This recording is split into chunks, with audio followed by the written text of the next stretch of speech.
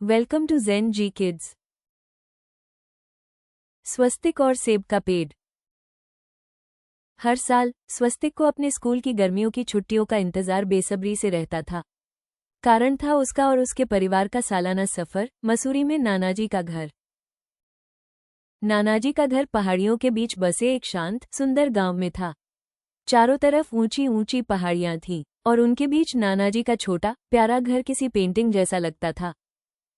उस घर की सबसे खास जगह थी उसका बागीचा। उस बागीचे में एक विशाल सेब का पेड़ था जिसकी मजबूत डाल से एक झूला झूलता रहता था। एक ऐसी ही गर्मी की छुट्टियों में स्वस्तिक और उसके मम्मी पापा ट्रेन से मसूरी के लिए निकल पड़े। यात्रा के दौरान स्वस्तिक खिड़की से बाहर देखता रहा। उसने देखा कि जंगल में कितने बड़े पुराने पेड़ हैं। उसके मन में एक भोला सा सवाल आया, आखिर ये सारे पेड़ किसने लगाए होंगे? इस विचार के साथ ही उसके दिमाग में नानाजी के बागीचे के सेब के पेड़ का ख्याल आया। वो पेड़ भी बहुत पुराना लगता था। उसे किसने लगाया होगा? स्वस्तिक ने सोचा। ट्रेन की यात्रा खुशी खुशी बीत गई। अगली सुबह ट्रेन मसूरी पहुंची। स्टेशन पर नानाजी उन्हें लेने आए थे। स्वस्तिक नानाजी को देखते ही उनसे लिपट गया। नानाजी ने भी उसे कसकर गले लगा लिया। घर पहुंचते ही स्वस्तिक सीधा बागीचे में भागा और सेब के पेड़ पर लगे झूले पर झूलने लगा। तभी मम्मी की आवाज आई, स्वस्तिक, अभी पूरा 1 महीना यहीं हो, अभी चलो अंदर आकर फ्रेश हो जाओ।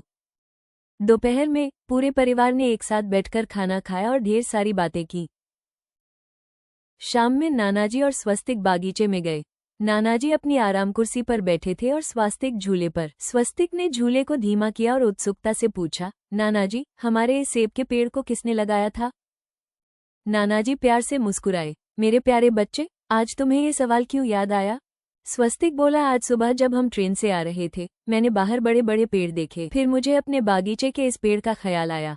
ये कितना पुराना और मजबूत लगता है, इसे किसने लगाया? नानाजी ने अपनी आंखें बंद की और एक लंबी सांस ली, जैसे वो बरसों पुरानी यादों की गहराई में उतर गए हों। ये पेड़ मेरे पिताजी ने लगाया था। स्वस्तिक तुरंत नीचे उतरा और नानाजी के पास बैठ गया। ये तब की बात है जब मैं तुम्हारी ही उम्र का था, या शायद थोड़ा छोटा। उस समय ये घर नया नया बना था। एक दिन परनानाजी बाजार से एक छोटा सा पतला सा पौधा लेकर आए। उन्होंने मुझे पास बुलाया और कहा, बेटा, आज हम ये पौधा लगाएंगे। याद रखना, ये तुम्हें हर साल मीठे फल देगा। जब तुम बड़े हो जाओगे तो इसकी घनी छांव में आराम कर पाओगे। ये भविष्य का तोहफा है। स्वस्तिक ने पूछा, और फिर क्या हुआ? धीरे धीरे वो छोटा सा पौधा बढ़ता गया। हर गुजरते साल के साथ वो और मजबूत होता गया। मैंने इसी पेड़ पर चढ़कर अपना पहला सेब तोड़ा था। मैंने इसकी छांव में अपने दोस्तों के साथ खेला है।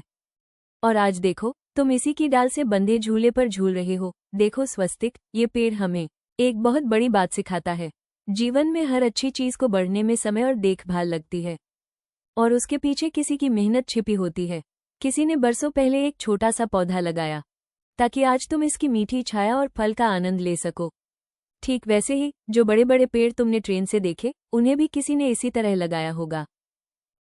नानाजी, मुझे बहुत अच्छा लगा ये जानकर कि परनानाजी ने इसे लगाया था। मैं इस पेड़ का और भी ख्याल रखूंगा। नानाजी बोले, तुम भी यहाँ कुछ लगाना चाहोगे ताकि भविष्य में कोई दूसरा बच्चा इसकी छांव का आनंद ले सके?